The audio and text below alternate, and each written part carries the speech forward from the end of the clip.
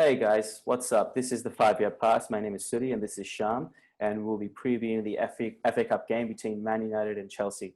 So just a few stats about the game. So Chelsea and Man United meet in the FA Cup for the fourth successive year. United are unbeaten against the Blues in 6 games since the 2008 final when Hazard scored the winner.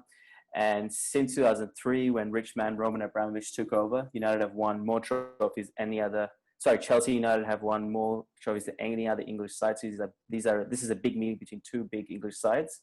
But obviously, in the last few games, Ollie has seemed to have, or this season at least, Ollie seems to have Frank Lampard's number in every game so far.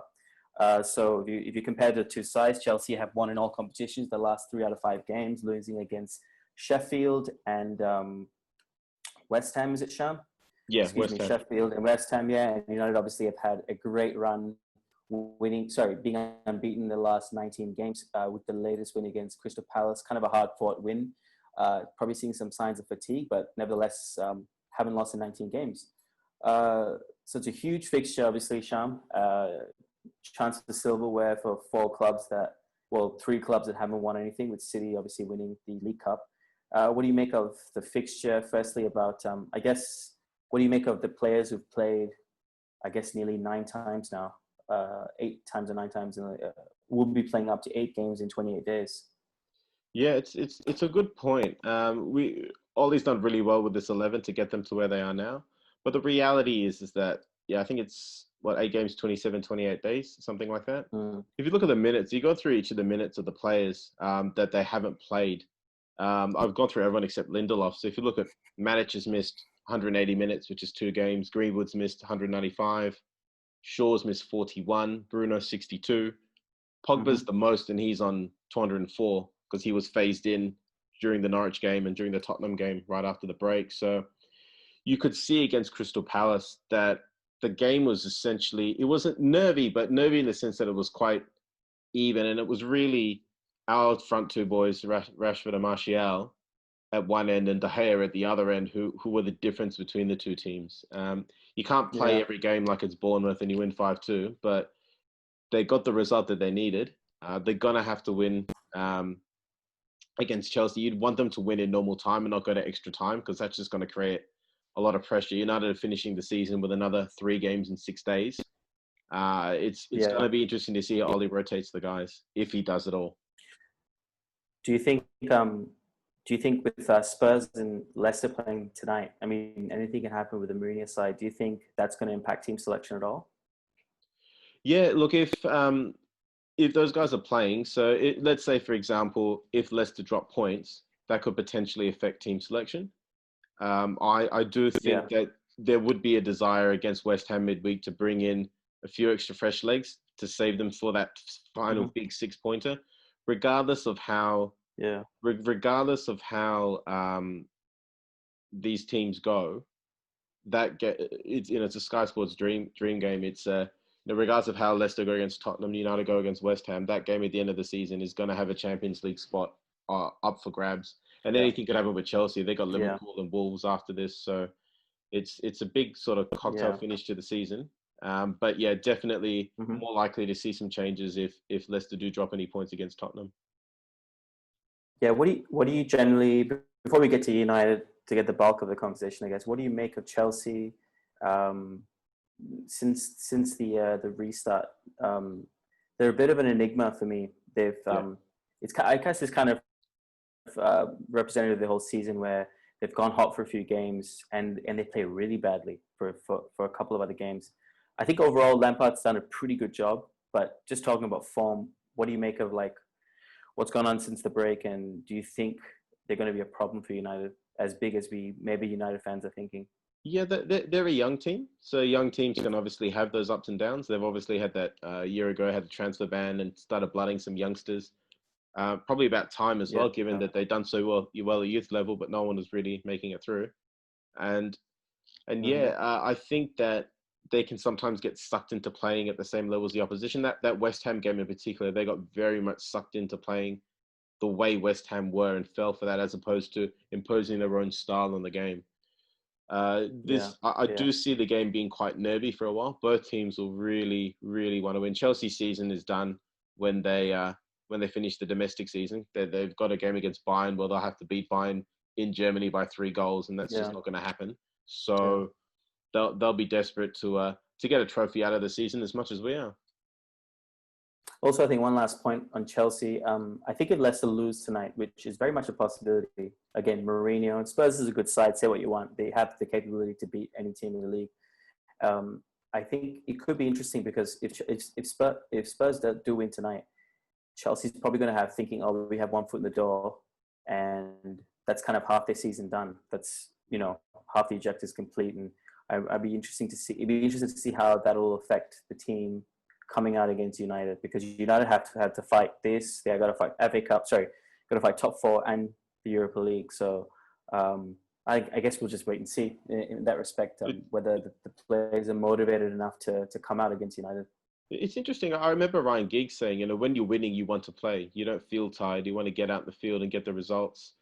So yeah, it's interesting if Leicester, because Leicester are playing away to Tottenham, and as much as their form has been quite iffy since the restart, I think they've won 2 and lost 3 out of 8 games.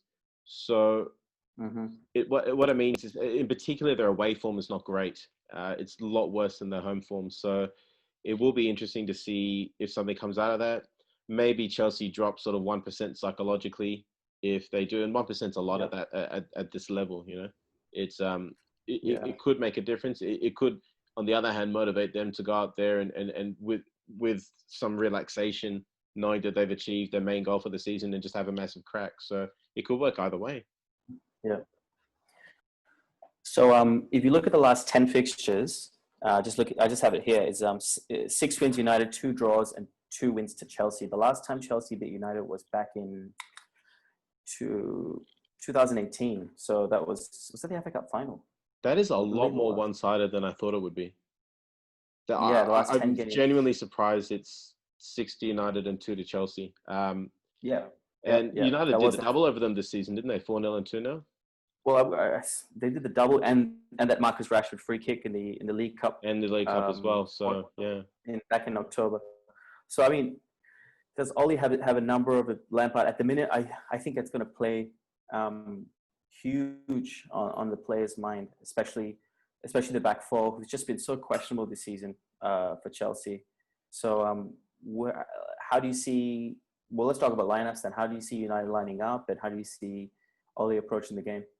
Yeah, just before I jump into lineups, United's worry was always we seem to do well against the top 6 sides and not as well against the others. So this is a top 6 team, and it shows that we've got that good record against them.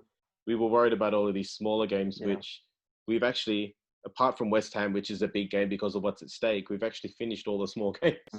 So it's up to the boys now in that respect. I do think United will go with the strongest possible 11. I think it's that same 11 that we've seen the whole season. Bissaka, Lindelof, Maguire, Shaw, Matic, and then the 2 big midfielders and Pogba and Fernandes, and I think the big 3 up front with Greenwood slotting alongside the other 2. So I'm expecting the strongest 11 for this game. Yeah, I'm actually expecting. I'll get you to run through your lineup, but I wanted to ask you as well. The FA Cup seems to have taken more importance on this season. I'm not exactly sure why, but I'd like to get your thoughts on that after you give the lineup. I'll say the lineup first, but I just think it's going to be the same. I guess maybe the left back is up for grabs, but in short, I think Foster-Mensah did extremely well to come back after nearly 1,000 days, apparently, to play for United. And he did a good shift, a good 6.8 kind of shift, couple of mistakes. You can see him puffed out towards the end. It's understandable, but he is a very, very good player. He's from he's from the Dutch system and then the United system. He's a good player. So I wouldn't change much, but I do think that, Daniel James is going to play. I think Daniel James is a Fletcher type, a McTominay type. Wouldn't say he's a big game performer, but he's a big game player. Actually, he's a Park Ji-sung type where you kind of know what you're going to get and you give him 2 or 3 jobs. So I do hope he plays. I think he'll be, I think Greenwood can come off the bench and probably get some after the 60th minute, get a goal, get an assist. I'd love to see Greenwood come on as a number 9. I would really love to see Greenwood just come on and be able to play in the middle and run at defenders as opposed to the role that he has. So if there's some opportunity, it might be a formation change. Maybe they might even go 3-5-2, Yeah. but I'm expecting the same 4-2-3-1. Yeah. If it's 3-5-2, 3-5-2 maybe is he can play through the centre a bit more. Ollie, that seems to be Ollie's kind of fallback. If there's a few injuries, there's a bit of structural rigidity, I guess. The 3-5-2 just seems to be something he falls back on. And if Luke Shaw was fit, he's someone who fits in that 3-5-2 very well in the middle, in the kind of that left side of the back three. Coming back to the FA Cup, I think it's pretty obvious why. Pretty obvious why. I think just Liverpool running away with it so early on. It was everyone else kind of, wanted a trophy up for grab. Arsenal's out of the Europa League back in February. United, Chelsea, they're both desperate for trophies. So I think I like it though. It's good. It's good that's taken more of an importance. It's good to see big four teams, even if let's say a Wolves was in there instead of a Man City. It's still four big teams going into the semi-final, and you feel good about winning it. I remember back in around 2009 to 2014. It was big club, small club, big club, small club. It was the likes of Arsenal versus Wigan, Birmingham. I can't tell off the top of my head right now, but The you know what I'm possible trying to say. 108, Was Wigan 2012. Yeah. Some upsets in that time. No, 2008 was a huge final. Was United? Oh no, that was 07. Sorry, United Chelsea. Drogba scored the winner. But yeah, since then it's just kind of been this big club, small club. Just the way it's gone. But I think another thing is this.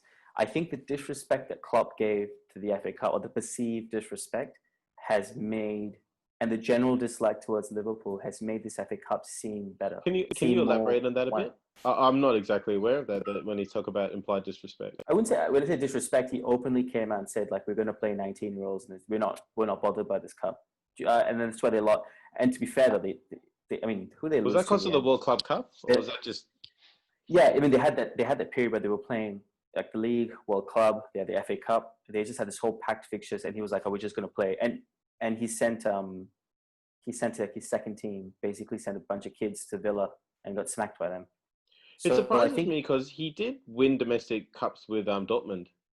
So he did. It was one of his big achievements to beat Bayern in the final, and I think they did domestic double in 2012. So he has won the German cups.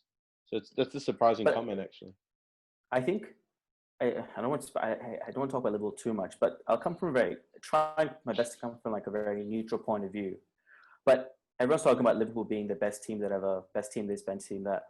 But I think when you win the league, whether you win with 5 games to go, or whether you win with 2 games to go, or in Liverpool's case 7 to go, which is huge. This is insane and it's amazing and all that. I think after you win, you have a kind of a duty to act as champions. You don't get those guard of honors, and you don't get everything that comes with it if you don't act as champions. And it's either that they just don't care anymore, and they've gone and got smacked by City, two mistakes against Arsenal.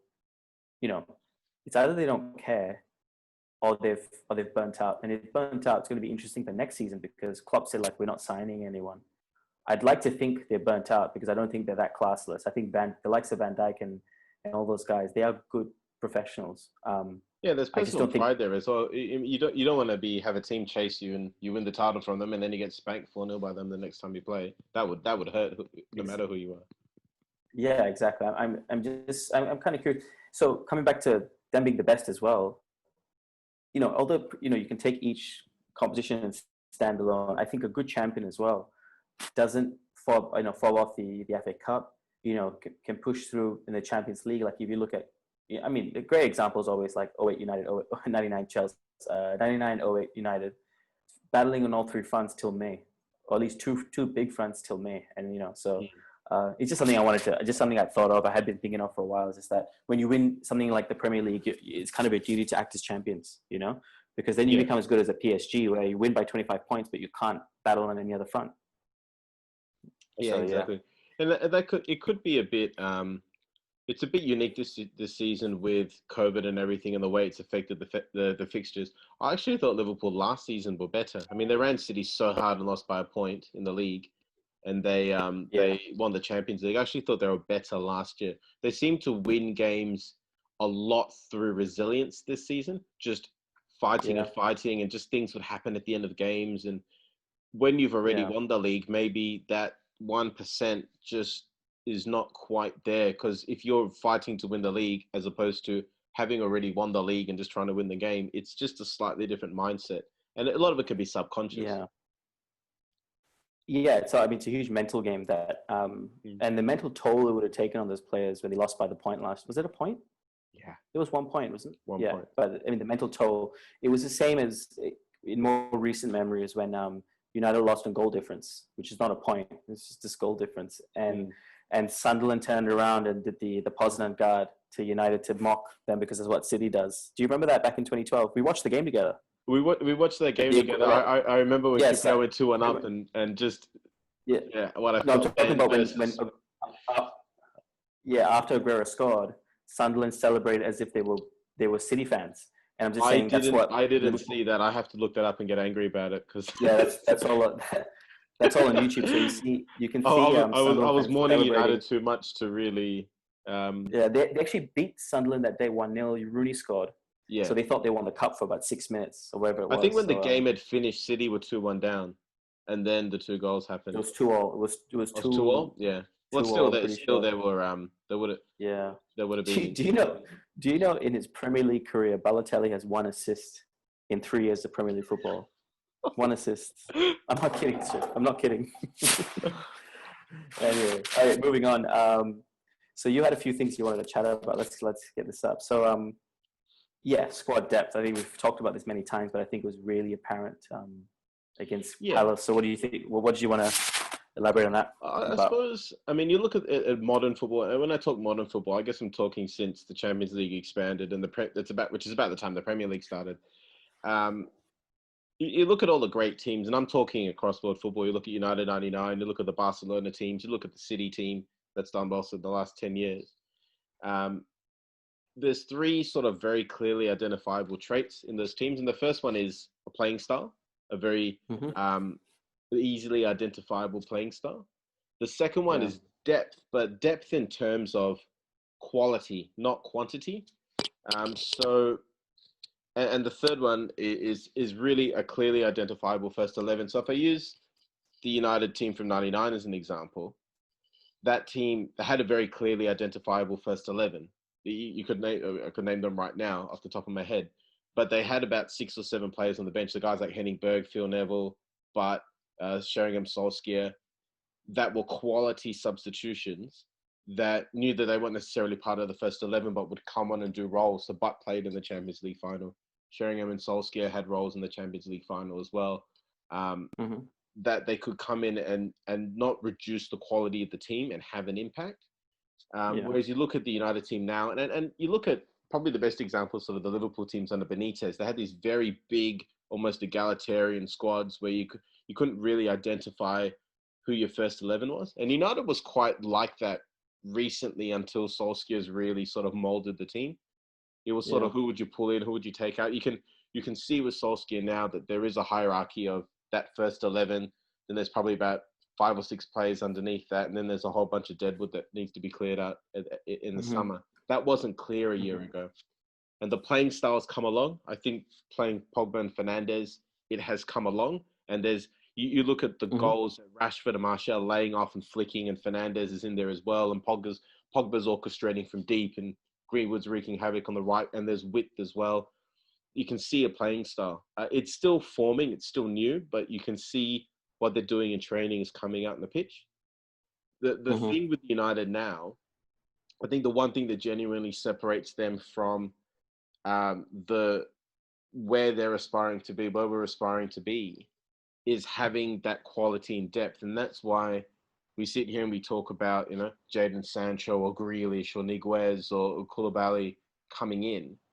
If you bring in, for example, Sancho and Koulibaly, right? You got Greenwood will probably go on the bench. Lindelof will probably go on the bench. So those guys go and become squad players and add that depth and quality, because we know they're good enough to play first 11, but there will be players who can provide depth in a title-winning season. And I guess the question is, if someone said to you next season, we're getting a better defender than Lindelof, and Lindelof's on the bench, or we're getting a better player than Fred, and Fred's going to be 2 down the pecking order. That's the kind of quality you want to have. And, you want to have maybe 2 or 3% lower than the first team sitting on that bench, raring to go. Because now when Jesse Lingard comes on, who 3 years ago, Jesse Lingard was Lionel Messi. Now when he comes on, everyone I was like, oh, geez, he's coming on. Like, Well, you get that I thought same what was feeling in wrong your that he's gut. bringing Lingard on. I actually thought that. Why Lingard? What the? You know? Oh, Yeah. you know, when he came on, I had this feeling in my gut, like that Mourinho style of football's back, because that's what he represents. And I'm glad he's been found out. Don't get me wrong, I was on the Jesse Lingard train. You know, he's this young, cool, social media hip fella. Like he kind of ticked all the boxes for the modern day footballers where he needs Pogba light, exactly. But sorry to interrupt, but I think I just want to say one thing before it slips my mind. But I think, you know, we've talked about how Pogba's happier, full stop. He's going to sign the deal. I'm certain that he's going to sign the deal and all that. But you see, you can. I don't want to reduce it to this, but even looking through his social media, he's flooding his kind of photos with Man United photos. But if you look at the last kind of year or so, it's just all about sponsorships and Adidas and that kind of stuff. But if you look at these kind of like the last kind of 9 to 12 pictures, it's about, you know, games, and he's posting about him at Carrington. It's all his own pick. Like he manages his own social media, so it's not someone else doing it. Yeah. And just this morning was a funny video of him on a golf buggy. I should send it to you actually. And he's kind of like come around the car park as a taxi driver, like he's joking around with Matic. Matic gets in the car and he drives into like the canteen. And he's like, "Oh, how much?" He's like, "Oh, no, free of charge." But it's little things like that, you know. And Pogba kind of distancing himself in the social media way, I guess, from the likes of like Jesse Lingard and whoever else, I guess, and the Lukakus and all that. I think you cannot even measure what Ollie's done. And I don't think Ollie's gone and said, no more Instagram for you. I think he's just gone and done that example. He's such a legend at the club, and he wasn't even a starting player, Ollie. And that goes to your point, where there's about 5 or 6 players from that 99 team who barely started. I would consider a club legend. Isn't that? I mean, that's for me. That just shows. You'd have Phil Neville, you'd have Solskjaer, you'd have Ollie, Sheringham, Nicky Butt. All of them would be considered not club legends like George Best, but club legends in their own right. Yeah, definitely. You know? Yeah, a significant contribution to and to be funny, and it's funny because Giggs was actually horrendous in that season. You know, so it goes to show the other day he scored 4 goals that season. The funny thing is, the only goal I remember is the FA Cup semi-finals. I think, FA Cup goal, yeah, and he scored 4 goals. I mean, it was the social media of its time. It was a beautiful 7-second goal, and everyone remembers it for that. I remember it came on the news the next day, and I was watching my brother, and I'm like, "Watch Giggs." And he was, I said, "What? Watch Giggs now?" And he's like running, and my brother's like, "Oh my god, oh my god." And I remember the first time, you watch it now till now, and you just kind of lean with him. You just kind of like, you keep your balance with him as you watch. Yeah.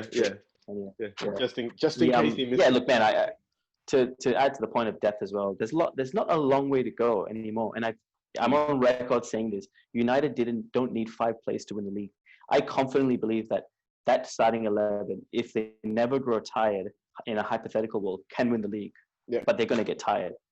Yeah. If they were not human, if they didn't suffer fatigue, they were not human, they have the best chemistry. We are on form the best team in Europe at the minute. But that form is temporary. 3 of the right signings is enough. You need a right winger. I would say a centre back, and I think someone just to back up Pogba and Fernandes. That I call it the Gundogan Mahrez signing. That quality that's going to start on the bench. Matic probably has another year in him. If McTominay needs to come along, but that can wait a year. We don't need that right now. Matic is actually good enough. But that's the thing, Sean. People, players are not stagnant, especially in their 20s. The Daniel Jameses, McTominays, even Freds can improve. Like, this is not the end product of any of them. So hypothetically, if you were to go get a Sancho, sorry, let me just finish the point. So if you were to go to get Sancho, who's to say that Daniel James isn't going to improve? Who's to say Tai Chong is not going to improve? You know, when Henrik Larsson was brought in 2007, everyone's game just elevates. When Sebastian Veron was brought in, Paul Scholes' game just elevated because he was like, shit, I won't be the bench rest of my life, you know? Yeah, go on, sorry. No, I was going to say that, it's this team, I think the average age it's somewhere between 24 and a half and 25 years, this team. So it's still, that's quite young. They say 26 to 28 is where you want it to be. So they've got, they're ripe to challenge in a couple of years. Greenwood's 18. Rashford and Martial are still 23, 24. Shaw's around that age. Wan-Bissaka is younger than that. Like you said, James as well. Pogba and Fernandes and Maguire Lindelof are the ones who are in their prime years, and they will still be in their prime years in a couple of years' time. The Invincibles team Yeah. was actually quite an old team. I People know forget they that. were. Yeah. Yeah, like I think Yeah.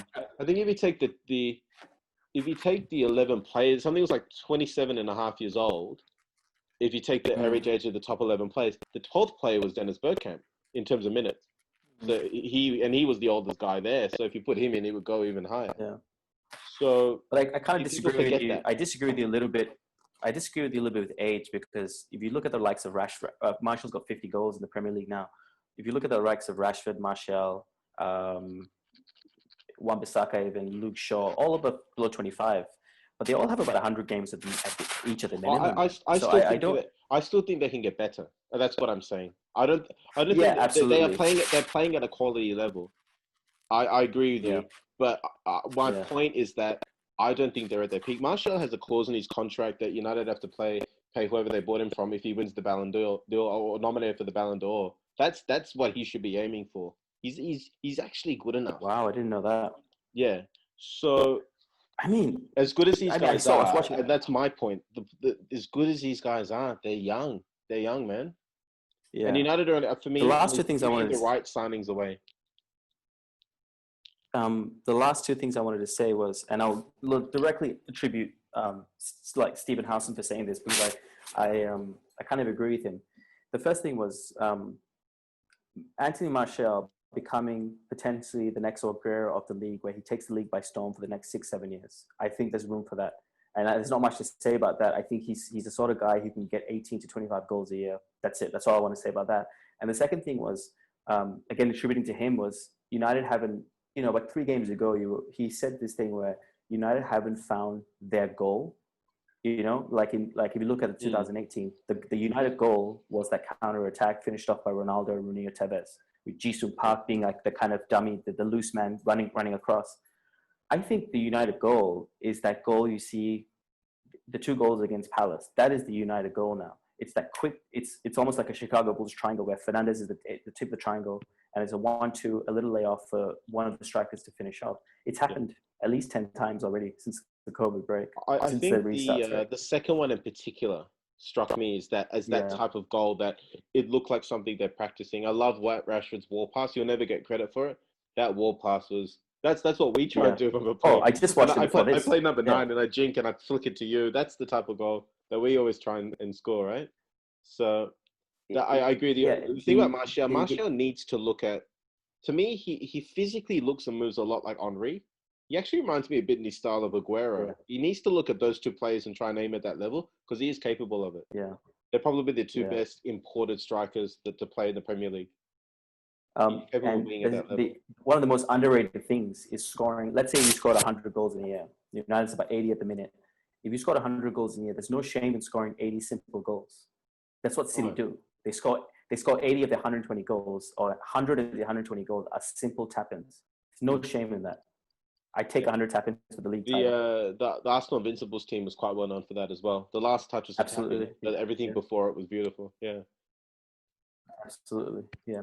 All right. Let's talk about the lineup and let's finish off the chat for the game and wrap this up. So we've actually said lineup. So do you think, just one on that point, do you think Shaw comes back in the lineup? Because he hasn't said anything else about that. I Would you think have him Shaw is back in the fit. lineup? I guess. I think if he's fit, he plays. If he's fit, he'll start. I Okay. was saying with Forza Menza that players who come in after a long time out, they can play well in that game, but they struggle a lot with recovery. So I don't think that he'll be ready for Chelsea. He may get another game this season, but it won't be the Chelsea game. Yeah. And Yeah. if he's available, he will play. Full stop. He's earned that spot. I think Yeah. this is a game that United have been aiming for, and I think he's earned that spot. Yeah, I think I do, on the point of Foster Mensah, actually, I think it was a bit of a mindfuck for Roy Hodgson to play Foster Mensah in a return game against the club he's been on loan for, because he was on loan for Palace last year, Foster Mensah. So I thought it was just, I don't think it was a coincidence. And last thing to finish off, prediction, Sham. What do you think? Predictions. Actually, I'll give mine first. I think I was going to say I'll give mine first because I've been ready to go. I think it's going to be a smacking by United. I think it's going to be 3-1.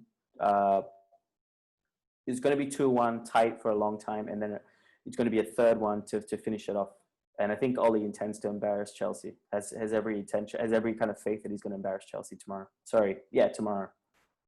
I was going to say 3-1, but I'll throw something in there. I think it's going to be 3-1 after extra time.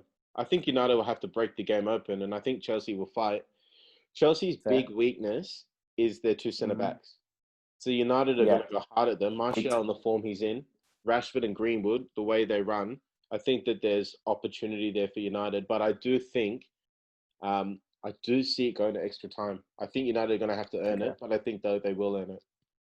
But unlike you, I think Igalo's going to get, it's going to be 3-1. Igalo's going to score all 4 goals. Just because he's a giver. He's not just... What would the odds be on that? What would the odds be on Igalo scoring 4 goals in a 3-1 win? Yeah. If Igalo wins the Premier League, that is next year. So even if he leaves in January, he will get a medal. Because I know Ollie would make sure that he plays enough games. If Igalo wins the Premier League, I will get an Igalo tattoo here. Igalo tattoo. Okay, no, wait. The words or his face? Or... No, his name Igalo. So, or Odio. Okay, actually, Odio's kind of cool. I'll get Igalo, but the letters will be in the Nigerian flag. So it'll be like as if, you get what I'm trying to say. So the in between, inside the word, the letters will be the Nigerian flag. Will you have a Nigerian flag there, sir? IGA. No. It'll be inside each letter, like a little bit to the Nigerian flag. I'm thinking Igalo with. I'm thinking Igalo the word with some clouds and like and a beam of light with his face. I'm thinking like that. and his volley, like in halfway volley motion against Lusk, that goal he scored. Oh yeah, with the left, yeah. Yeah. Sorry, it's actually the left foot. It was there. All right, perfect. So 3-1 extra time. I'm saying 3-1 in 90. Do you have anything else, Sham, to add for the game? All good. No, very excited for this game. I think we've aimed for this game for a while. I hope the boys have done their recovery, and I'm really looking forward to it. I'm really fingers crossed for that win. Yeah. I'm actually confident. Just to end off, I'm actually confident to win the cup if we win this game. I think Chelsea's the hardest team to play at the minute, because I think City as well will have half their mind on beating Real Madrid. So and Madrid's on form. Like, congratulations to them. They won the league. They did really well. They came back from a bit of odds to win it last night. So And on that note, Sham, do you want to take us out? Yeah, thanks guys for watching. I hope you enjoyed it, and don't forget to like and subscribe. See you after the game. See you later, guys.